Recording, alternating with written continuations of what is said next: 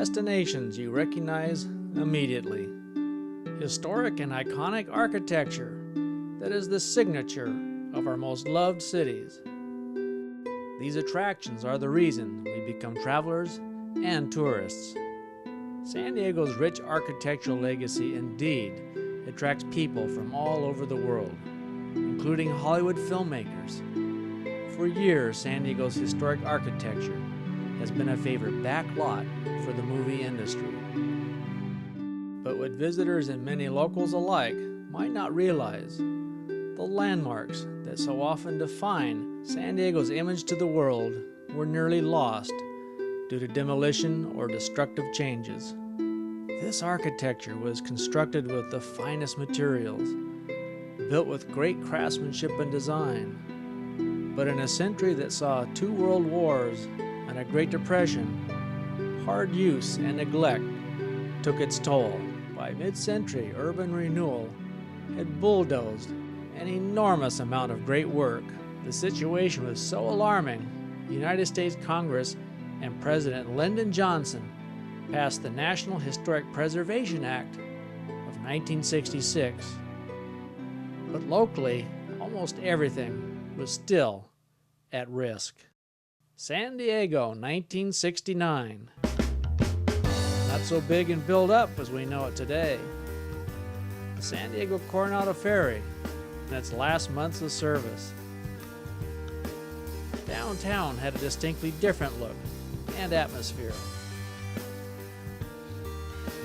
Not so appealing to shoppers when the suburban malls in Mission Valley, Grossmont Center, and College Grove were built. Revitalization was needed to be sure, but completely indiscriminate demolition caused great concern to more and more people. Robert Miles Parker, artist and teacher, renowned for the drawings he made from the curbs of sidewalks in San Diego's older neighborhoods. A house near his home and his heart was this 1887 Victorian, the Sherman Gilbert House. It was to be demolished for a parking lot. Miles Parker displayed a sign, a call to action that set forth a cascade of historic events: the founding of SOHO, the saving of the Sherman Gilbert House, and the creation of Heritage Park. His name is Robert Miles Parker, and he was a real iconoclast. And he was an artist and an activist. Miles Parker was a good leader, interesting person, wonderful artist. He had a great personality, got us a lot of PR, made a lot of friends, and he knew people in other than the normal conservative areas of the city, but he knew politicians, he knew all sorts of people. So that was a big help to SOHO. He always stood out in very good ways. I mean, he understood at that point in time what most people didn't understand. He was way ahead of his time on a lot of things, particularly the sensitivity toward the deteriorating environment. And he brought a lot of people to the realization that something had to be done. So I hung a sign on it, as we all know, and I certainly didn't think about a club. I didn't think about a SOHO. I just was really unhappy with what was happening to my city. The sign, do I remember, just said, "Save this house," and put my phone number on it, and 1 billion people called. I had no plans for that. I had no plans at all. I just had to do the sign.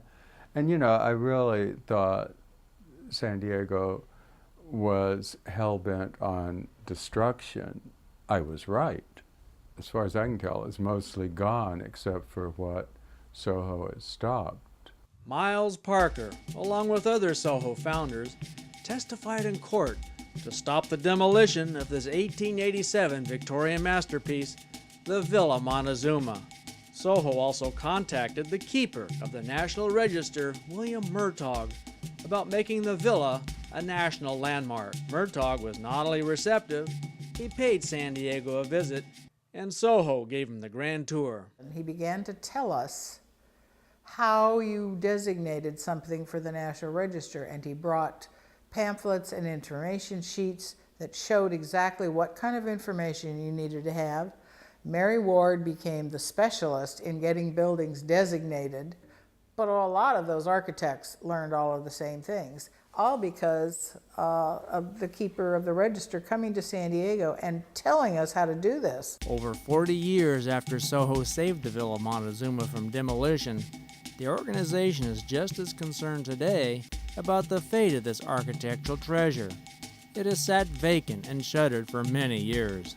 SOHO considers this neglect unacceptable and calls upon the city of San Diego to comply with its own ordinance prohibiting demolition by neglect.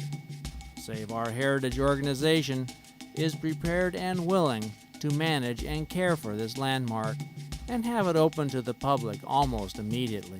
Whether it's saving the Villa Montezuma or Heritage Park Victorians, SOHO's historic home tours have been an important tool for San Diego's historic preservation efforts and remain so to this day. SOHO tours are one of my favorite things. I try to be involved in all of the tours, and as a board member, I really think it's important to get out and be a part of as many of these events as possible. These home tours, how important they are educationally, because it gets the community involved, gets people to see what these resources are and what we have. And there are cases of homeowners in Bankers Hill, for example, who'd been in their houses for a number of years, had no idea what they had, and after the home tour, the light just literally went on. Through that, I think people become interested in SOHO, which we always need new members, but also they receive their own education about what they can do personally at a smaller level, or become more interested at a larger level to join SOHO and really become advocates for saving San Diego's history. SOHO train tours were instrumental in helping save the 1915 Mission Revival Santa Fe Depot. The train ride into yesterday tours stopped at various historic locations from San Diego to Los Angeles. A vigorous letter writing campaign was also part of the strategy that resulted in a huge save for SOHO. Success of the depot was followed by saving the San Diego Rowing Club. SOHO raised funds for the restoration of Irving Gill's Granger Music Hall in National City, the Gas Lamp Quarter, and the Horton Redevelopment District, both enormous concerns for SOHO, which spoke loudly for adaptive reuse to restore and utilize the area's historic character. The Gas Lamp Quarter today is world-renowned for its success and historic character. In 1978, SOHO stopped a plan to pave over Horton Plaza Park, to shut off Irving Gill's Broadway fountain, and stuff it full of plants. The park and fountain were saved again and renovated in 1984 with great ceremony. SOHO earned top billing on the city plaque rededicating Horton Plaza on its 75th birthday. After 3 SOHO saves, the fountain stands as a true icon of historic preservation, and it became SOHO's logo. The effort to save the Balboa Theater spanned decades. Miles and I ran into each other at a party, and he said, "Gonna have to do it again." I said, "What do you mean?" He says, "They're out to get the Balboa." And I said, "Not the Balboa?" "Yep, they're gonna have it down. You watch." And I said, "Well, we'll see about that." And then Miles basically tap danced off into the sunset. But I went and I started making calls, got everybody all, and that was the beginning of, it went far beyond just me. I nearly got fired for the way I covered that thing. The paper just finally came and said, "Stop doing those stories." And as it happened, Anne Marie Welch, one of my colleagues at the paper, took over. She started doing the stories. And I think basically the paper said, "Oh, well." And over the years, we kept the flame flickering, and now the Balboa Theater is a priceless community asset. That was Miles at his best. Its Victorian-era form is unmistakable on the horizon. Anyone from 1888 would recognize it just as easily today. Coronado is identified by this hotel. Only the crown jewels of Balboa Park are as iconic to our region. Therefore, it stands as Soho's greatest individual save. In 1997, modern development on site would have completely shrouded the hotel from view and destroyed numerous historic features. Bruce and Alana Coons spearheaded Soho's all-out campaign to save the Dell. Planned by Travelers Insurance to build 4-story buildings on all 4 sides of the hotel. And people say, what do you mean all 4 sides? I mean all 4 sides, including the ocean side. No one can believe, it. Well, that was a bright idea. They were going to paint all the redwood at the 1880s Hotel Del white to make it a Tommy Bahama theme Florida resort. At the same time that the Disney people, who aren't really stupid, were building a copy of the Hotel Del in Florida because it was so cool. It was pretty shocking at the time, and we were first trying to organize the neighborhoods in Coronado, and they were saying, no, that would never happen. They're not going to do that. They were actually patting us on the head and saying, look, youngins, no one's going to let anything happen in the Hotel Del, so don't worry about it. It'll be okay. And we're like, no, it's happening. Here's the plans we're trying to show you. Here are the plans. Here are the elevations. It was so unbelievable that the community was like, what are these people talking about? Even though the city was working on it. I mean, it was in plans. They were working on it. It was But eventually it became a very major campaign. We were able to convince them when we showed them the pictures, and they started watching the video when they were at the council meeting saying, yes, indeed, we were planning on building on all 4 sides and wiping out all the other ancillary historic buildings. And we were joking at the time, the only place they missed was the inner courtyard, but we were trying not to say that too loudly.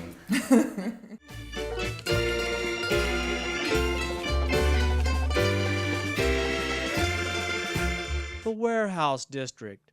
The name doesn't quite describe the rich history here. These handsome, durable structures all have unique stories of San Diego to tell. The Padres Ballpark redevelopment plan would have destroyed an architectural trove. Yeah, well, the ballpark agreement is obviously one of our most important preservation achievements over the last 10 years. We preserved 11 historic buildings, included design guidelines for all the new infill structures. It provided the Preservation Advisory Group that oversaw all the changes that happened throughout the last 10 years on this project and the changing uses of the buildings over that time, and ensured that the historic nature of the buildings was preserved. But it's getting international renown. It's one of the largest preservation agreements in the nation. It covers 9 city blocks. Rickema said that it's one of the most exciting things he's ever seen. He's world-renowned and a redevelopment expert, and he visited our site just after coming back from Azerbaijan and advising them. And he said he was so excited. Everything that he's ever thought about in historic preservation and redevelopment seems to be happening here. And he said the experiments that are going on here are cutting edge. We only lost 1 building out of 12 buildings in that whole area that was considered historic by the San Diego Historic Resources Board. And we've got new infrastructure. Obviously the Western Metals building is the most talked about building.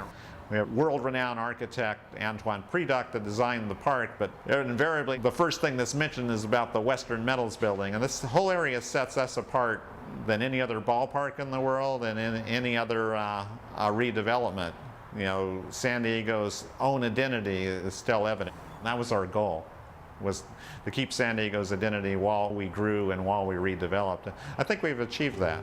No house tells the history of San Diego quite like the Whaley House. Some people are certain it is more than the house's history communicating with them. For decades, local 4th graders have enjoyed learning history on field trips to San Diego's oldest 2-story brick house. After SOHO took over operations of the Whaley House, this beloved historic site was revitalized. Careful period interpretation guided ongoing and continual restoration work. SOHO even revived theater production at the Whaley House, San Diego's first commercial theater, which had been dark for 133 years. The public has never enjoyed the Whaley House so completely before. And In addition to preserving the Whaley House and historic gardens, SOHO has taken over museum operation of Balboa Park's magnificent Marston House. George Marston, a man of unsurpassed civic generosity and vision. San Diego and our region would not be what it is today without the gifts he left for the future. He built the Serra Museum. That and the surrounding land was a gift we now call Presidio Park. Marston was also integral in reserving Torrey Pines and Anza Borrego as parkland. And he was instrumental in creating the crown jewel of our city, Balboa Park. SOHO feels akin to George Marston's passion for preserving our cultural heritage and the need for attention to urban quality of life issues. SOHO is honored to be the guardian of his legacy here at this spectacular house designed by William Sterling Hubbard and Irving Gill. SOHO not only brings its house museum skills to the Marston residents, but also the full depth of expertise and knowledge within SOHO to restore the historic home and its gardens. Bruce Coons has been the executive director of SOHO since 2001. Under the stewardship of Bruce and Alana Coons, SOHO has grown tremendously. The financial strength of the organization has helped expand SOHO's influence to reach beyond San Diego. It has national and international influence, as well as recognition.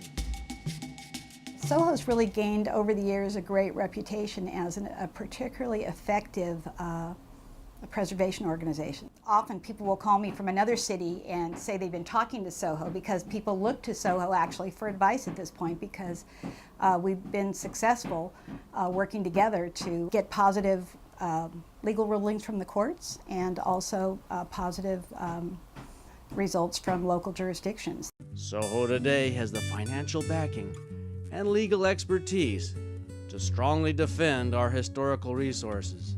But the preferred option is negotiated agreement, whereby the goals of development and historic preservation can both be achieved. As we've seen, this approach worked with the San Diego Padres and the Hotel Del. Negotiations helped save Old Police Headquarters, Temple Beth Israel, and the Veterans War Memorial Building. The range of preservation issues SOHO teaches about and advocates for is comprehensive. Here are a few of the diverse sites SOHO is concerned about.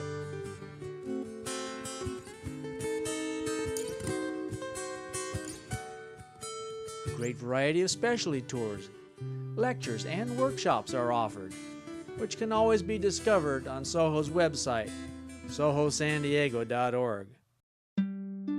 What would San Diego look like today if there had been no SOHO?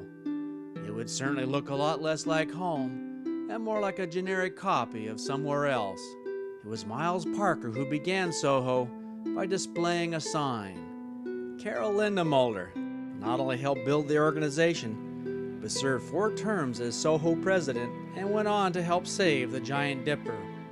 It is that kind of extraordinary effort from one San Diegan after another who joined SOHO to make a difference in our community, to save our historic sites and cultural landscapes, not only for the quality of life for us today, but for future generations as well. I grew up believing still that we have an obligation to take care of our place. We have to make it better. We have to do that. You look at the major historic sites in San Diego today, and they wouldn't be here without SOHO. I think a lot of people that see San Diego, especially those that are from other cities, I think they look at our biggest tourist destinations and places that people visit, whether it's Old Town or Gaslamp Corridor or Balboa Park, and those are all defined by their historic buildings. Hotel Del. The Gaslamp Corridor is really a rare thing in a downtown central business district to have that many intact historic buildings on the National Register that are right there where all the activity is happening. That's really something that San Diego should be very proud of. And of course Balboa Park, goes without saying, is a one-of-a-kind place, National Register. The reason people go there is because of the architecture and the history. SOHO's work is never finished. Besides being vigilant for San Diego's most iconic sites, some of which had to be saved more than once, SOHO is on the watch for the historic sites and homes in our neighborhoods. Your membership by joining SOHO helps protect our neighborhood's historic buildings, which are so important to our community's character, but also for the history these buildings teach, the time, place, events, and people associated with them. SOHO, saving San Diego's past for the future.